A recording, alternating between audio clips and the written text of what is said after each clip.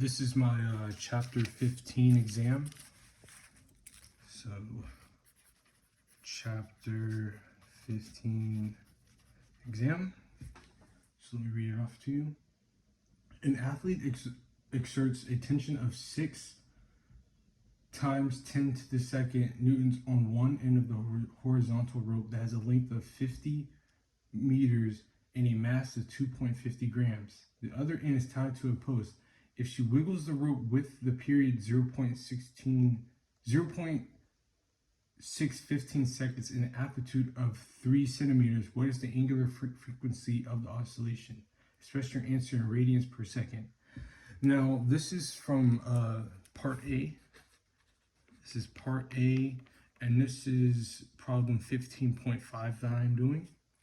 So first, what I'm going to do is I'm just going to list out the values just to make everything seem a little bit easier.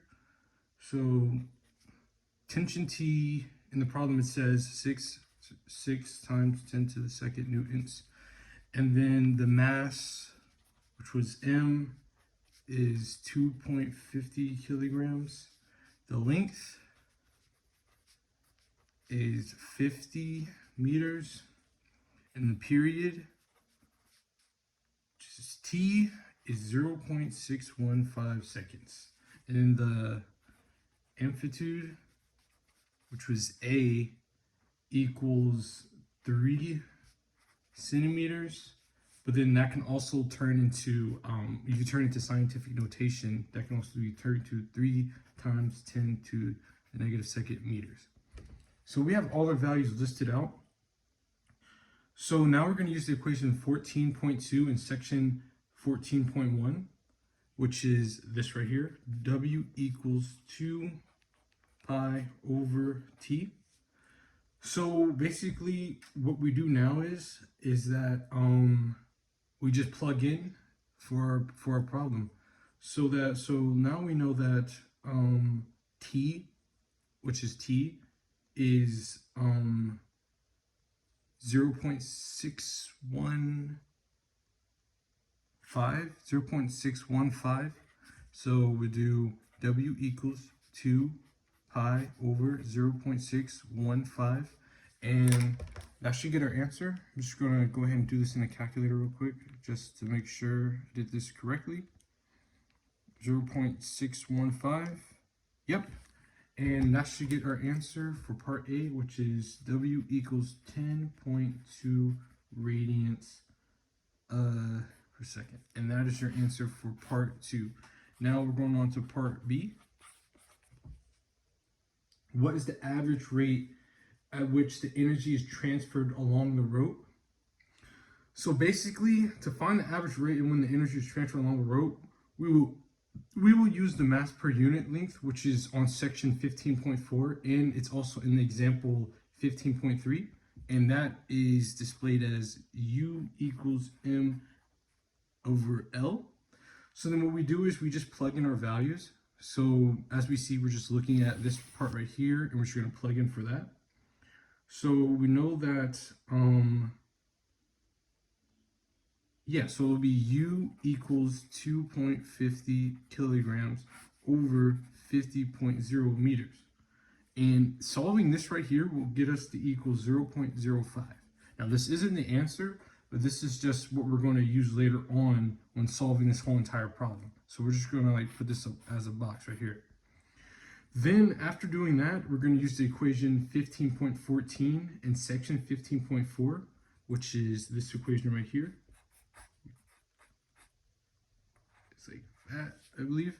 And then so now, and also this equation right here is also in example 15.3. So what we do now is we're just going to plug in for this equation right now with our new value that we just got, and yeah, we should go from there. So V equals F is remember F was 6, right? So F, well, this should really be T right here for tension. It's still the same equation, but it's just for T for tension. So F is 6. Remember, 6 you can write as scientific notation of this right here. I'm just going to write it like this. 6 0.05. This is this right here. We just plug that in. And then we solve, and we should get our answer 109.54 milliseconds. Actually, this isn't our answer. We still got more steps to do. So then after we got this right here, which is still not our answer, but this will help us in the final answer, we're going to again use equation 15.25 in section 15.3, which was this equation right here. It's 1/2 W2A 2F over V. So then now this right here will get us our final answer, and we plug all the stuff that we just solved for this equation. So doing that, we get 1/2 times 1023 squared times 0.03 squared times 600 over, which is this answer right here, pull it down over here, 109.54, and equaling this out, we should get our answer 0.257 W. And that is our answer for part B. So basically, we used several equations for part B, and yeah, it was a lot of solving, but we used several equations for that. We have to use this equation right here to help solve this equation, and then we used equation 15.25 in section 15.3, and we plugged in all of the stuff we solved for that into here, and we got our answer. So now for part C, read it out to you. A length of a piano wire has a mass density of 5.55 times 10 to the negative fourth, is under 185 newtons of tension.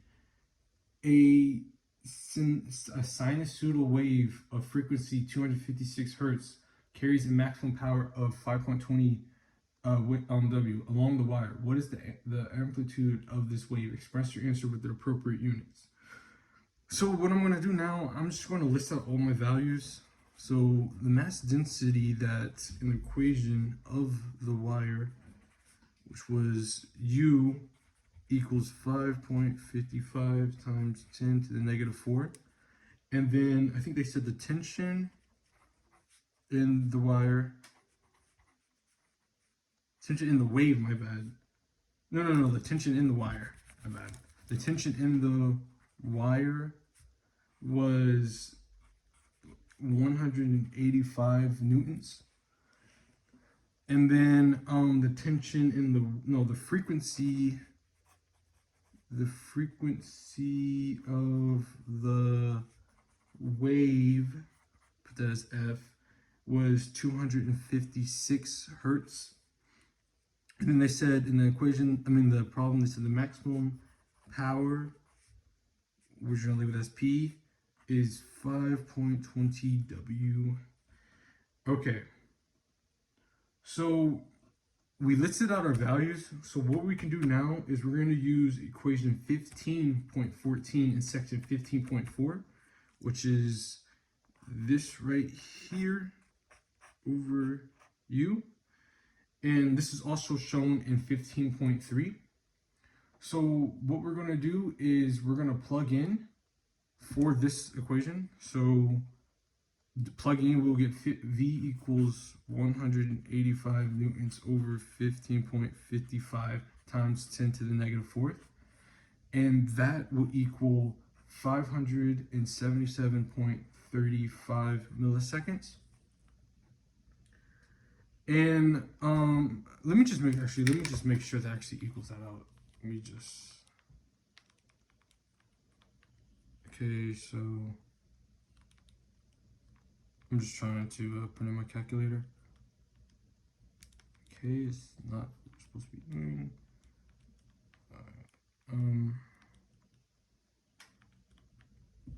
So 185 over 5.55 times 10 to the negative fourth. Yeah, 577.35 milliseconds. So that was correct. So now what we're going to do is we're going to use F and P to find W. So what we can do is we can use this equation that is in section 15.2, which is W equals 2 pi f. So then when we plug that in, we will get W equals 2 pi, 2 pi, and f again was 256 hertz.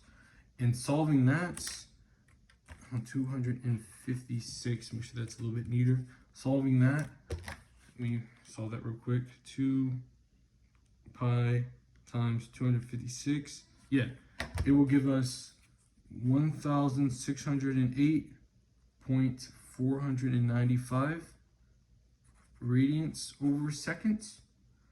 So now that we have this, here I'm just gonna flip this over. Now since we have this, what we can do now is that we're gonna rearrange the equation. So we're gonna use equation 15.24, which was, and well, this is equation 15.24, and that equation is P max equals UFW2A2. We're gonna rearrange this equation. We're gonna rearrange this equation, and it's gonna turn to this equation. So A equals P over U, P over U, P over U F over 2. Is that right? Yeah, I think that's right. Hold on. P over 2, F over 2.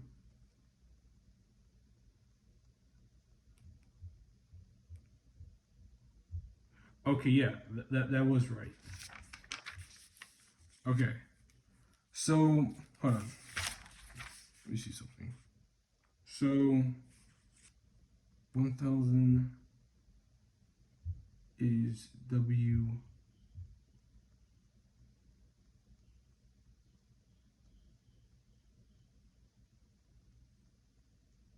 Okay, yeah, right. So I just had trouble. I didn't know what P was, but in the problem they gave us what P was. So A equals parentheses P is 5.20, and then 5.5 times 10 to the negative fourth, and that is the U part, to the negative fourth, times this should be a V. I don't know why I put F. Times V, which is V we got when we solved earlier. That was 577.35, and then times this problem right here, which is W, times W, which was 1,608.495 over 2. So yeah, so UVW, my bad, UVW. And then solving this, we should get our answer. A equals 2.5 times 10 to the negative 3, which will equal out to be A equals 2.50 mm. And that is our answer. So basically what we pretty much did for this was, just to recap, we listed our values out. We used this equation right here to solve, and we plugged that equation in, got this, and then we used another equation, and then we got this answer right here. And then we switched over and we rearranged this equation to this equation, and then plugged it all in, and then solved. And yeah. Okay, so part D. So let me scroll down to part D. So for part D, a portable audio speaker has a power output of 8 watts. If the speaker emits sound equally in all the directions, what is the sound intensity at a distance of 2 meters from the speaker? Express your answer with the appropriate units. So what I'm going to do is I'm going to just list out my values. So we know D equals, which is distance, is 2 meters. And then we know that P, which is the power output, equals 8W. So to find the intensity at a distance of 2 meters from the speaker, what we'll do is we'll use the equation, here it's this equation, equals P over 4 pi R1 squared. This was shown in section 15.5, by the way. And this is, so basically with this equation right here, this is when the waves spread out equally all directions from the source. So that's how basically, that's like the point of this equation right here from the book, from section 15.5. So then now what we can do is we can basically just plug in for our values. So we know P is 8, so 8 and 4 stays the same. So then pi stays the same. And then R is really D, because R is really D. So, and then we know that D is 2. So 2 over 2, and that should equal our answer 0.159 meters, 159 meters squared. So basically, this question doesn't look like it's a lot, or like I did a lot to it, but basically it was really just using this equation right here, from section 15.5, and basically just plugging everything in. And yeah, it's a very simple equation. And yeah, that's your answer for part D. Now for part F. Now for part F, no, not part F, A, B, C, D, E, part E, my bad. So for part E, at what distance from the speaker is the intensity equal to 0.045? Okay. So basically so at what distance from the speaker is the intensity equal to 0.045? So basically to find the distance from the speaker, so we know that it equals 0.045, right? So what we can use is we can use equation 15.26, and equation 15.26, and that equation I'll list it out here. R2 equals R1 over I1 over I2, and this is exactly how it's listed in the book. And this is also an example 15.5. So basically what we can do now is we just plug in for our values. So we already have our answer right here from 0.159, which this was I. So I'd say I equals. So we already know the answer for I1. So R2 equals 2.0 meters. And remember, we got the 2 from our previous problem, which is distance, times, now we already know I1, because I1 we just solved for it, which was 0.159, over the new value that they just gave us, which is 0.045. And then, yeah, so basically we solve for this, and our answer should be R equals 3.76 meters. And that is your answer for part E. Now for the last part, I believe, is part V. Okay, so the last part for part V, the ears of a frog are 2 circular membranes located behind the frog's eyes. In one species of frog, each membrane is 0.500 centimeters in radius. If a source of sound has a power output of 2.50 times 10 to the negative 6 W, emits sound equally in all directions, is located 1.50 meters from the frog. How much energy arrives at one of the membranes each second? So, okay. How much sound energy arrives at one of the membranes each second? So what we're gonna do is we're gonna list our values out. So we know that according to the problem, so E equals QT, and then T equals 15. So basically what we can do is we're going to use the equation. I think it was the same equation that we just used. It's this equation right here. Oh no, this equation from section 15.5 that we just used for section part D. We're going to use that same equation. So we got P over 4 pi r squared times pi r squared. And then simplifying this a little bit more, it will be equal Q equals P over 4 pi 4 pi squared times r squared. Okay, so now according to the problem, we know that r lowercase r equals 0.5 times 10 to the negative 2 meters. We know capital R equals 1.50 meters, and then we know P equals 2.50 times 10 to the 6 watts. Now we know this all from the problem.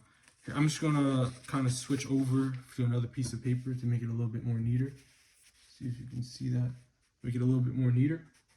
So we listed out our values right here. So what we can do next is basically plug in for the equation. So first we got to put our values together. So we will do E equals P over 4 R2 times lowercase r squared times T. So then we can plug in all the values that we found right here into this problem right here. So we know P equals 2.50 times 10 to the 6 given to us in the actual problem. And then we know, well, 4 stays the same because it's right here, times capital R. So what is capital R? Capital R is 1.50. And then squared times, and then lowercase r was 0.5 times 10 to the negative 2 over 2, and then t was 1. So solving this should give our answer. I'm just going to solve it real quick. I remember the answer, but I'm just want to just put in my calculator just to make sure that this is correct for the exam. So 1.50 over 2 times 0.5 times 10 to negative 2, negative 2 times, what does that say? Oh, no, it's squared again. Squared times 1. And yeah, that's our answer. As you can see right here, it shows our answer. So our answer is 6.94 times 10 to the negative 12. And that's what E equals. And that is our answer for part F. And that is my whole chapter 15 exam. I referenced the equations, I referenced the examples in the book, and I explained it. And yeah, thank you.